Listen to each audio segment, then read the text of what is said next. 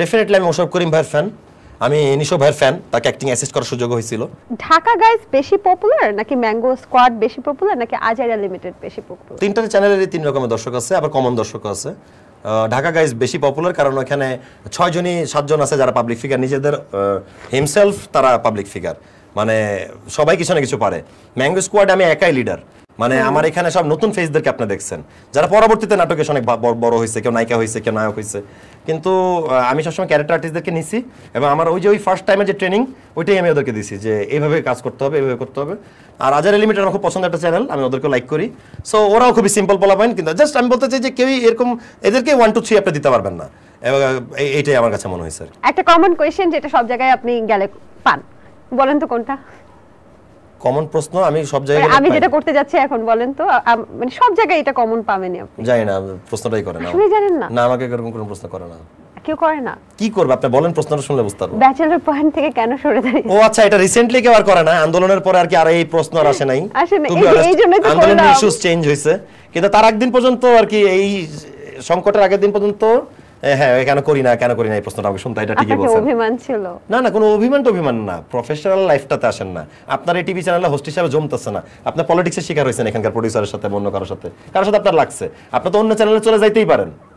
তাহলে আমি একটা টিভি অ্যাক্টর, আমি একটা নাটকের সিরিয়ালে আমার জমতেছে না, আমি তো চাকরি ছেড়ে আরেকটা চাকরিতে যেতেই, মানে আরেকটা দোকানে যেতেই পারি, আরেকটা চ্যানেলে যেতেই পারি। মানে শামীম ভাই পলিটিক্সের শিকার হয়েছিল? অবভিয়াসলি আমি হইছি। ওকে। আচ্ছা, নাটকের স্ক্রিপ্ট দেখার সময় বা নাটকের নামগুলোতে আপনি এটা নিয়ে অনেক প্রতিবাদ করেছেন, আর সেক্ষেত্রে এখন কি আসলে ভিউজ কেন্দ্রিক হয়ে যাচ্ছে? আমরা ভিউজ কেন্দ্রিক হয়ে যাচ্ছিলাম আমরা, কিন্তু এখন তো সিচুয়েশনটা চেঞ্জ হয়েছে, কাজ কমে গেছে, সংস্কার কিন্তু এখানেও চলতেছে। আপনি যাই বলেন, আমি 1 তারিখ থেকে যতগুলো কাজে শুটিং করছি সেখানে কিন্তু আমি গল্পের একটা চেঞ্জ দেখতে পাইছি। মানে সবাই জামাই বউ শ্বশুর শাশুড়ি থেকে সরে এসে মানে যে সমসাময়িক যে ঘটনা চলছে, টাকার গরম নাটকের নাম, এই ব্যাপারটা চেঞ্জ আসতেছে আর কি আস্তে আস্তে। বা এবার তো আর মানুষ সো কন্টেন্ট চেঞ্জ হচ্ছে। সো আমার মনে হয় যে এখন আর ভিউজ না নিয়ে ভেবে মানুষজন কন্টেন্ট নিয়েই ভাববে আর কি। আমার বিশ্বাস যে 1-2 মাসের মধ্যে আমরা এইটার ফলাফল দেখতে পাবো আর কি। হানিমুন কোথায় করতে চাচ্ছেন? হানিমুন আমি আমার পছন্দের দেশ টার্কি, আমি I will go to turkey.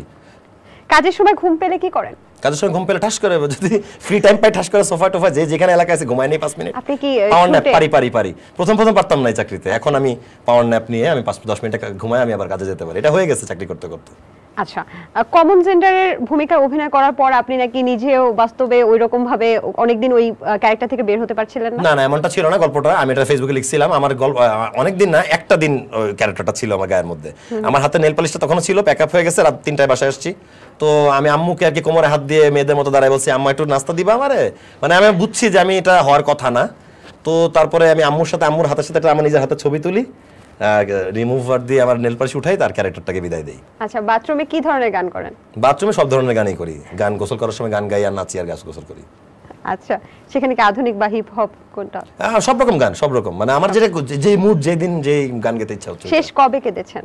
শেষ কবে কেঁদেছি?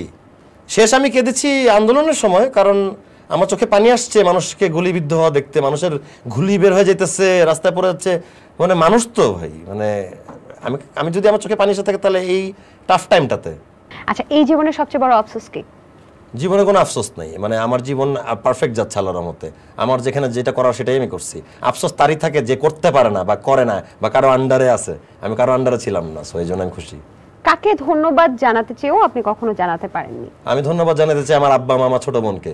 এই 3টা মানুষ আমার লাইফে এতটাই হেল্প করছে যে আমার লাইফে আমি যতবার বিপদে পড়ে গেছি ততবারই আমাকে আবার জায়গায় তুলছে। আমি আজকে বসে বসে কথা বলতেছি, এটা ফর দেম, এই 3 জনের জন্য। কত নাম্বার এক্স কে সবচেয়ে বেশি মিস করেন? আমি যদি কাউকে মিস করি না কোনো এক্স কে, টু বি অনেস্ট, কিন্তু যদি আপনি বলেন পৃথিবীর প্রত্যেকটা মানুষ তার প্রথম ভালোবাসাকে ভুলতে পারে না, আমি প্রথম ভালোবাসাকে যদি কখনো বলেন তাহলে তার চেহারা আমার চোখে ভাসছে, বাকি আমার পরেরগুলোর কারো চেহারা আমার কখনো মনে নেই। কার অভিনয় দেখে আপনি অনুপ্রাণিত? কার অ্যাক্টিং দেখে? বাংলাদেশে না বিদেশে? বাংলাদেশে আই এম ডেফিনেটলি আমি মোশাররফ করিম ভাইয়ের ফ্যান, আমি নিশো ভাইয়ের ফ্যান, তাকে অ্যাক্টিং অ্যাসিস্ট করার সুযোগ হয়েছিল অনেকগুলো নাটকে। মোশাররফ ভাইকে মাত্র 2টা নাটকে হেল্প করছি, তো এই 2জনের ফ্যান আমি। আচ্ছা।